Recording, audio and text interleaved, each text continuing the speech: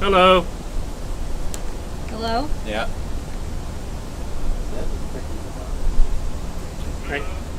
I hear it now.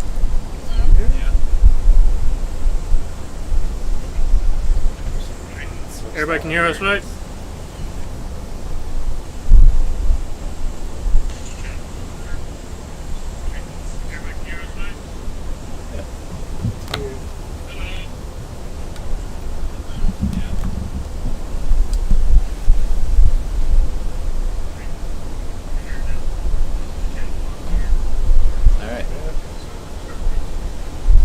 Everything good now? Back.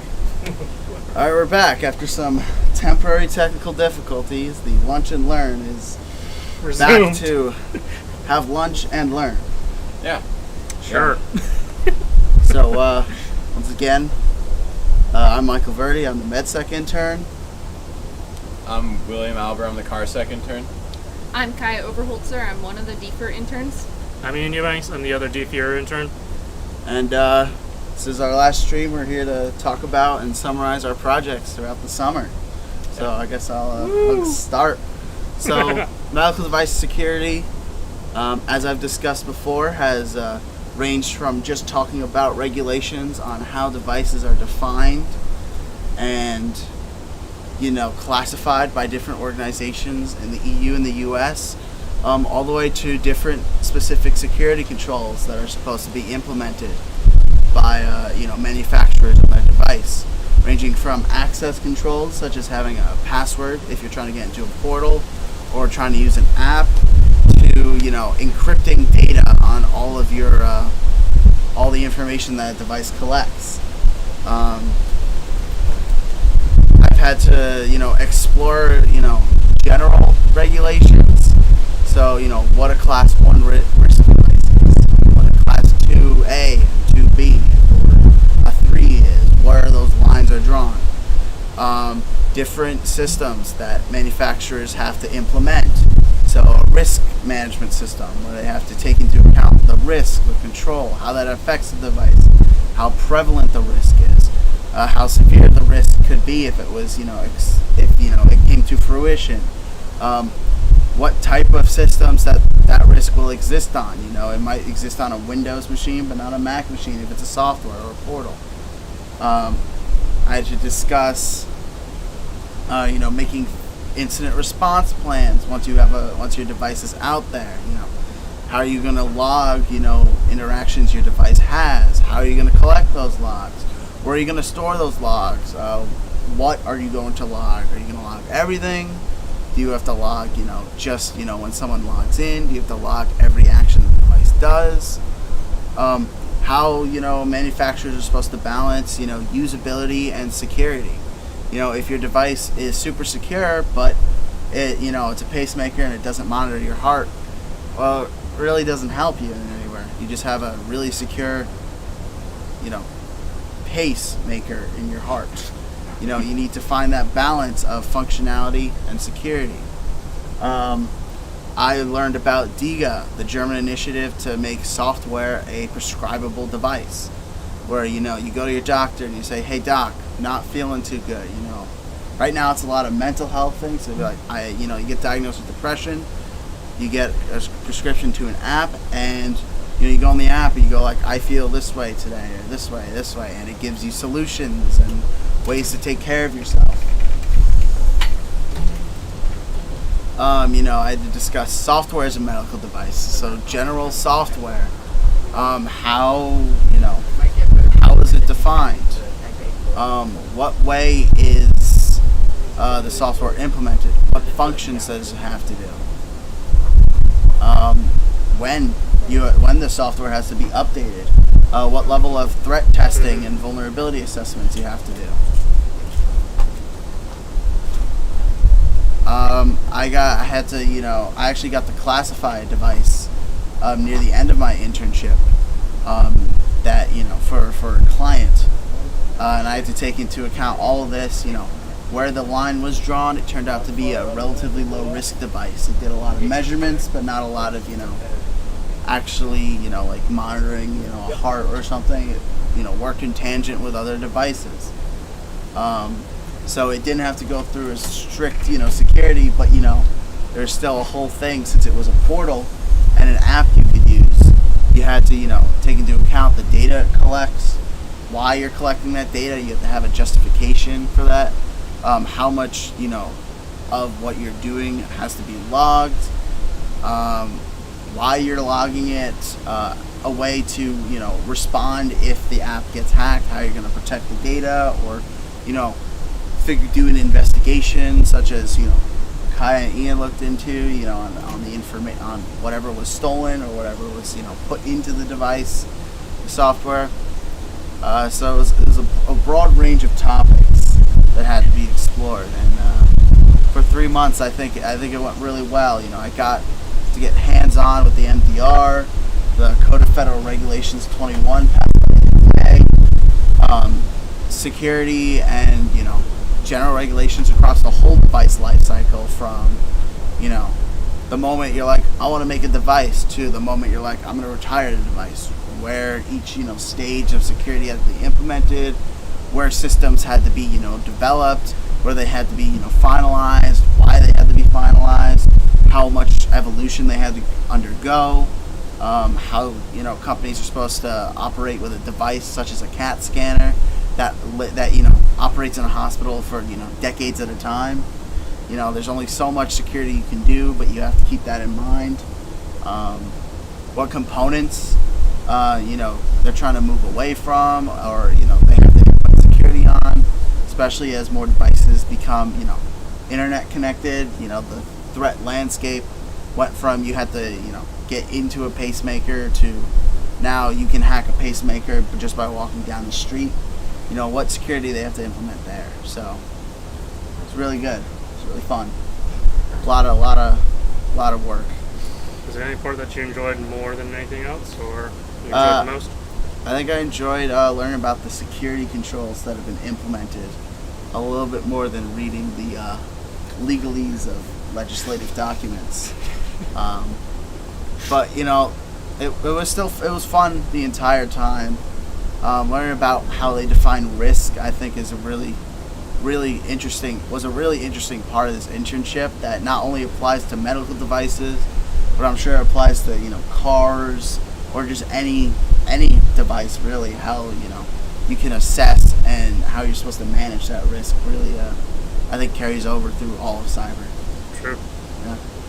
Yeah, so just like Mike, I think I'll probably go next, because just like Mike was saying, our projects, even though medical devices and cars may not seem hand in hand, our projects were pretty similar in certain aspects. So my idea of car security was to basically look over the regulations and security controls that organizations who manufacture automobiles, and also like their suppliers and everything, should work on implementing into their day-to-day organizations and like use in the vehicle itself.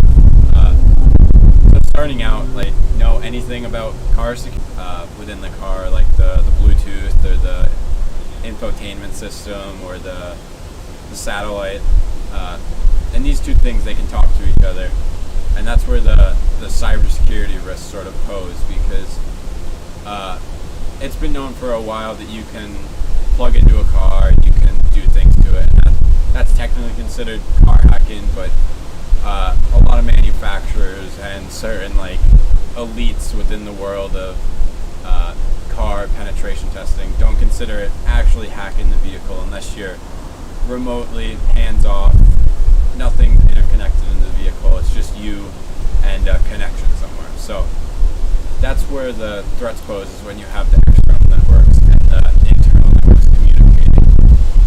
So say like 10 years ago, there was single layer networks where you had the satellite on the exact same level of the network as the parking assist controls. So that gives the computer some way to control the steering wheel. So if you see where this is going, if the computer has a way to control the steering wheel, then a hacker who gains access to the vehicle through a satellite connection also has the ability to control the steering wheel. It's a lot more complicated than that, but that sort of was where my threat model took me, was looking at all these different connections and how they play roles in vulnerabilities and risks that are posed to vehicles on like a pretty normal like day-to-day basis. So that threat model went through each like technology that I could think of in a vehicle, and lists out really common threats, because cars basically have the same technologies that most computers do. So most of the cybersecurity risks and threats that I've learned about also apply to vehicles, and that's what makes the world of cybersecurity in cars a really like up and coming and needed field, because it hasn't been taken seriously for a while, and it's just now gaining traction as more and more car companies are getting breached, not only on the back end with data leaks and stuff, but there's been cases of actual vehicle hacking within just normal life, where people have been able to like tag and track cars, even remote control them in some cases. So that was where the basis of my work was, within the technologies within the car, just to provide me with like a really strong background, so that when I started to meet with the client and discuss like the regulations and rules, I had like that basis to be able to look back on and say, this is the security control within this regulation. It's probably derived from the fact that hackers are able to do this to the car. So having that connection makes it easier to understand the regulation as a whole. So those regulations became the biggest chunk of my research. There were a couple specifically that I looked at. There was ISO 27001, which is one of the biggest just information security management system regulations out there. There was ISO 26262, which talks about safety systems within electrical engineering. There's some German-specific ones like Automotive Spice and TSACs that are for the production and development of automobile software and like components. But then the big one that these all sort of feed into for this client was ISO 21434, which is a standard that's being developed currently.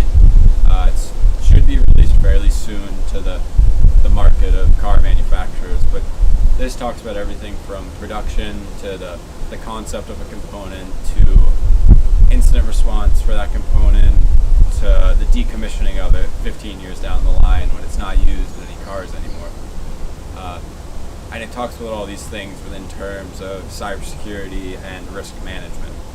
So it's important to have that specifically for automobiles, because those other regulations I talked about cover that, but not as in-depth as this one does specifically. So with the client, we basically created this sort of Excel sheet of each subclause within 21434 and how that gets fulfilled by other regulations that I just talked about. So there's sections in 21434 that talk about the incident response plan, and I would go through the other regulations and see where in there they also meet that sort of need in ISO 21434. So this way the client can say, all right, if we need to do an incident response plan, we should fulfill it within the constraints of TSACs or 27001.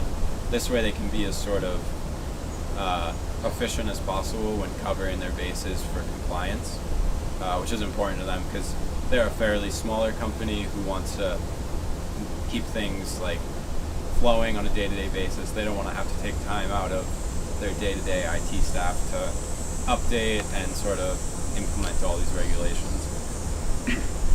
So I think overall as a whole, providing them with that document that sort of gives them that overview was a really strong and like sort of really like great way to show off what I accomplished over the project.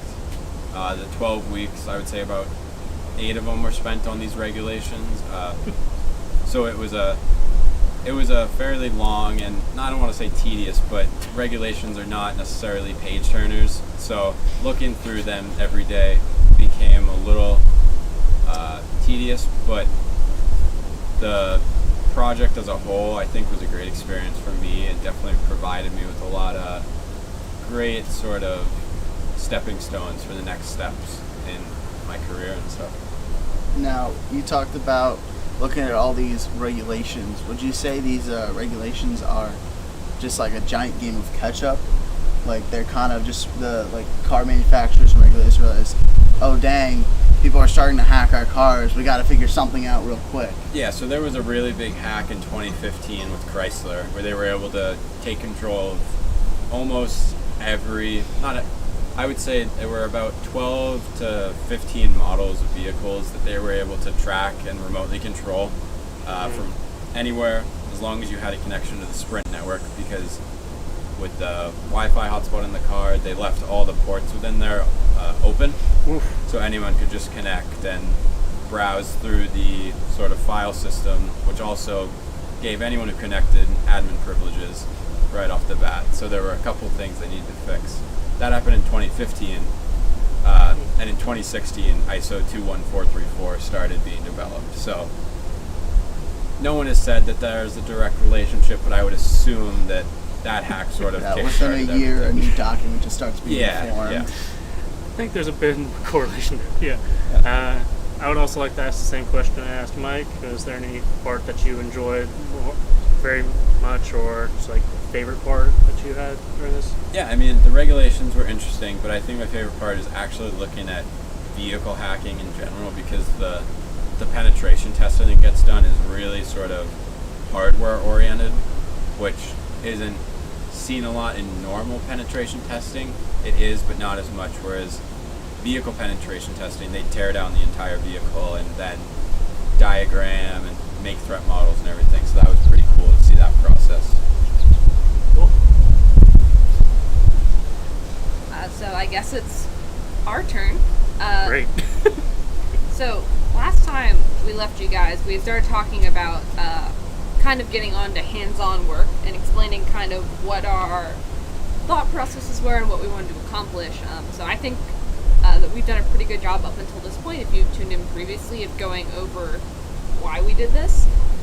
And I think our methodologies and kind of results are a little bit more interesting at this point than hearing us explain the same scenario over and over again. Pretty so I'll much. let Ian take it away first. Okay, so as we all know, we are looking at large-scale enterprise attacks and how to deal with incident response whenever you deal with such large amounts of data. And for this, I focused on malware centralization, like I mentioned last time. So in this portion, I was working on finding solutions for DFIR teams to use in the event that you have to centralize multiple malware samples, or just like potentially malicious files and items from all across the globe in this type of scenario. And I found that while I was searching, it's really under-documented. Like, almost no one actually publishes their information about it. They just make brief mentions of it. Like, oh, we have this sort of thing just to collect malware, just in case. But they don't want to, like, share it, sort of thing, because it's a private solution. And this sort of thing, I was looking and I found this white paper by SANS Institute, which is a very large tech standard, as I've mentioned before, about building a malware suit, which is basically a secure storage and centralization software / system where multiple people can access this malware, these malware samples that are submitted to it, and just search through it. Mainly this is more used for malware testing or malware analysts rather than like DFIR specialists, but I found for what I'm looking for, which is a solution that allows for multiple people to access it at once, to remotely connect into it, to have some sort of communications and collaboration features, extremely secure, yada yada yada. This was basically what I was looking for, malwares is. And so I went into a deeper dive trying to find these things. when I did, I found that a lot of these solutions are a lot more open source, because a lot of people just only share the free versions of what they do rather than private, like I said. And I found 2 open source solutions, which I tested. One that was actually commercially available, which is interesting and seems very promising, and then a web-based solution that is being commonly used where a lot of these open source solutions can be found. Anyways, I won't go into specifics here, but whenever testing these open source solutions, one of them didn't work just because it's completely outdated. One was very promising, but it didn't have some of the features needed. The commercial tool, it provided a lot of the information, a lot of these requirements needed for a defect team. However, it's currently being updated and needs some more time before it is a viable solution. And then the web-based was sort of what I landed on saying would be the recommended version or solution for defect team. And yeah, that's basically what I've been doing, just testing and documenting that.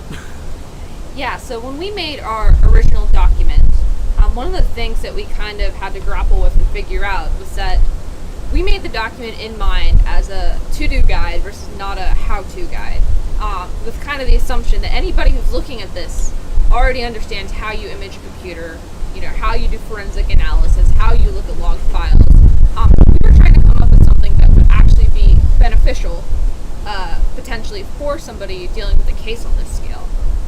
So while we were doing our initial research for, this 75-page or whatever it ended up being document, I think it was like 70. We ended up coming down to, Ian took a personal interest in the malware stuff, and I took a personal interest in if you were going to be handling files from 20,000, 25,000 computers, how do you go about organizing that? How do you go about sharing that in such a way that it is forensically available, secure, that all 20 analysts can work on once, filtered out, leave comments saying, I found this, going to revisit later, and kind of like the management system side of things.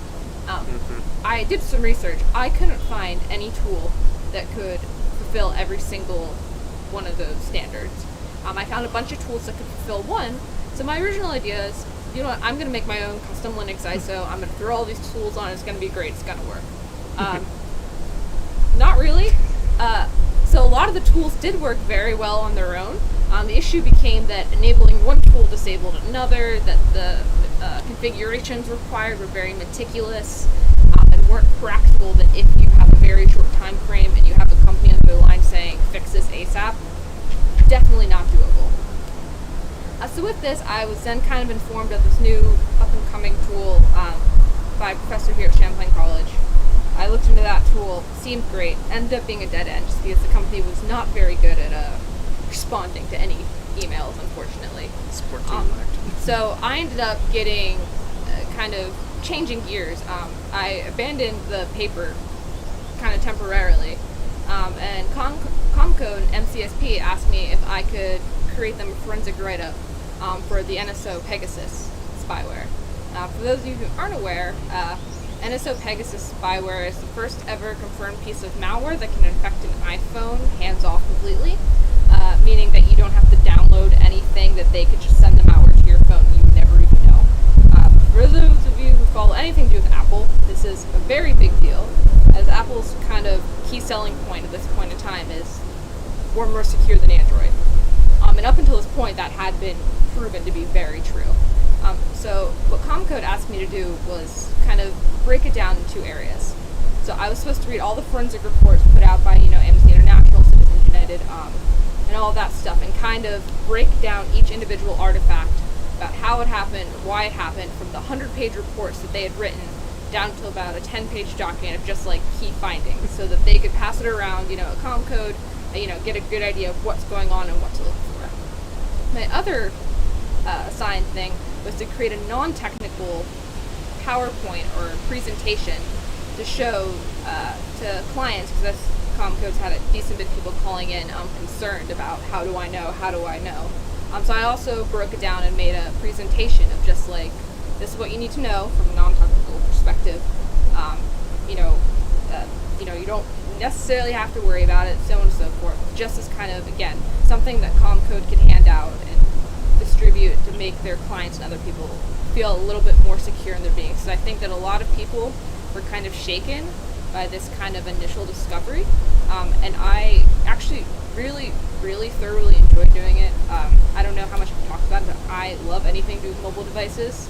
I can discuss mobile devices and mobile device forensics all day, any day. So the idea that I got to go do this, especially after feeling a little bit disappointed about my research outcomes, was a really, really fun thing to do. An interesting thing to note is that soon after this happened, didn't Apple release an update with a minor bit of information that sort of hinted towards it was trying to fix this? Yes, but that gets into the very kind of technical side of what they patched, so I'm not going to go into that. That's fine. Just wanted to mention it. So I think that all of us have kind of covered our kind of key points. Unfortunately, Austin cannot be with us here today, so you guys don't get to hear about additive manufacturing. It's a little disappointing, but so I think all of us just kind of want to say, this has been really fun. Definitely not without its challenges. Working with people 6 hours ahead of you does create some, hiccups that you don't expect. They're up 6 hours before us, we're later. Things getting lost in translation or just not being understood through cultural differences. So I think this is kind of a learning experience for everyone. More specifically. Yeah, but I think a nice benefit of the different, backgrounds, working for, people from Journey and us being here is that, no matter where we were, these fields were like things that were not generally like well documented. Like, there's, thousands and thousands, millions of documents on, Windows forensics, just, but there isn't thousands of documents on, people, hacking through or into medical devices, or people, hacking into cars is just more of that without physically accessing them is a recent thing.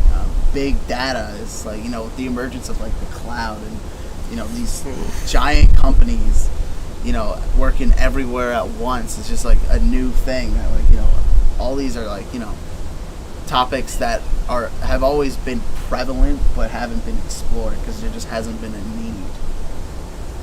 True enough. We do have a question from the audience.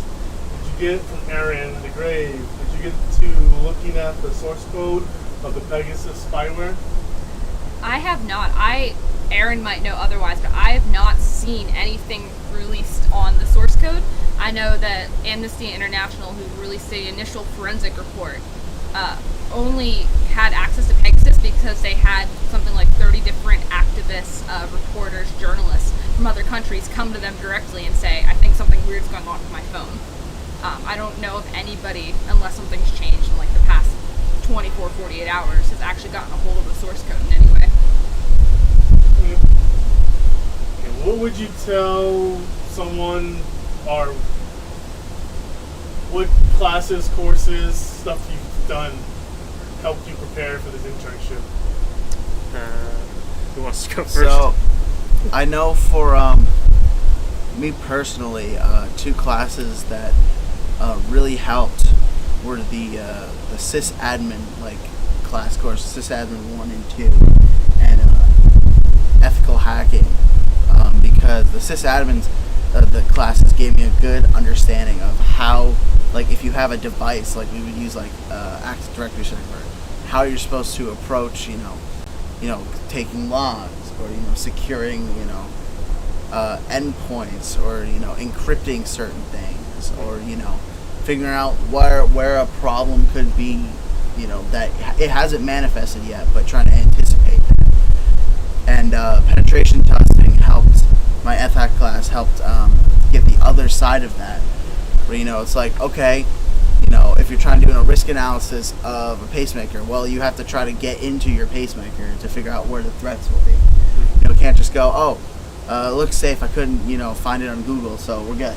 You have to actually put in effort, try to scan it, go through, find open source, documents on it that might have been leaked that you just didn't realize. You have to, try to find the endpoints, try to find it on a network, all these different.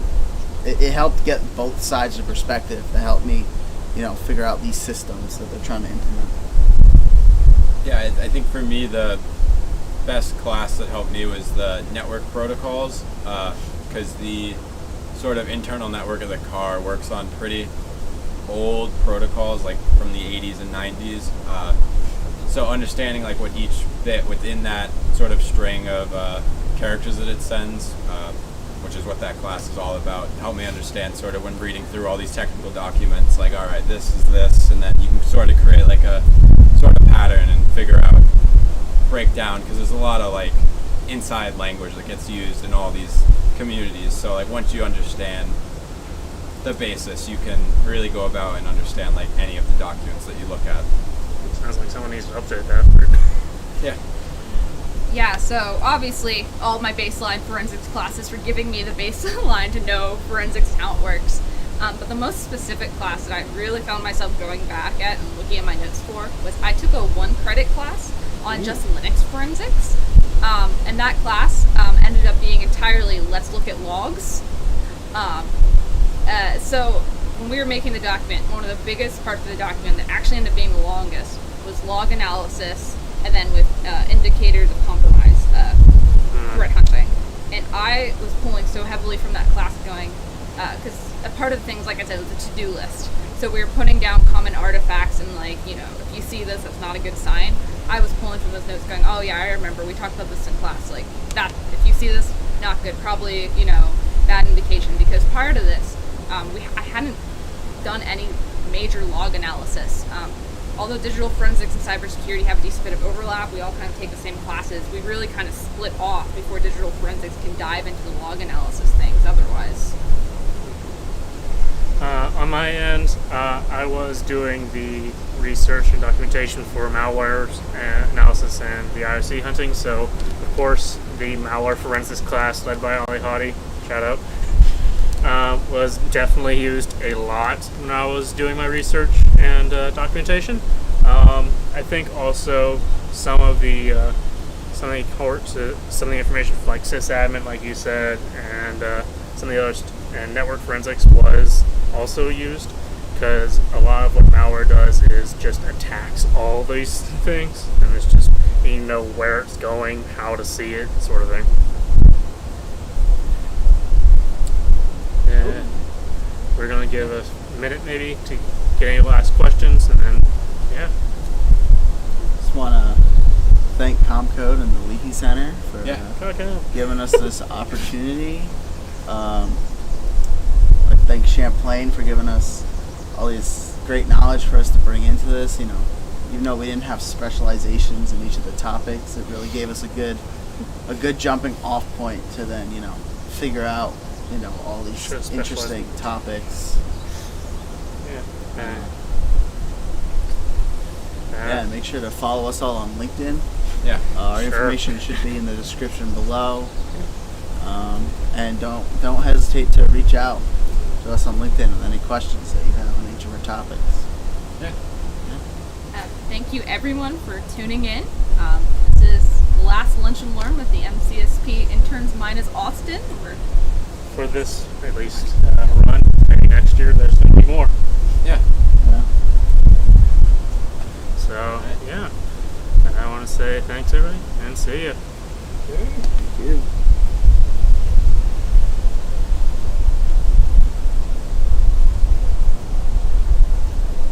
Need your note to turn it off. It's so It's still on. out here. Stream's still on. Yeah.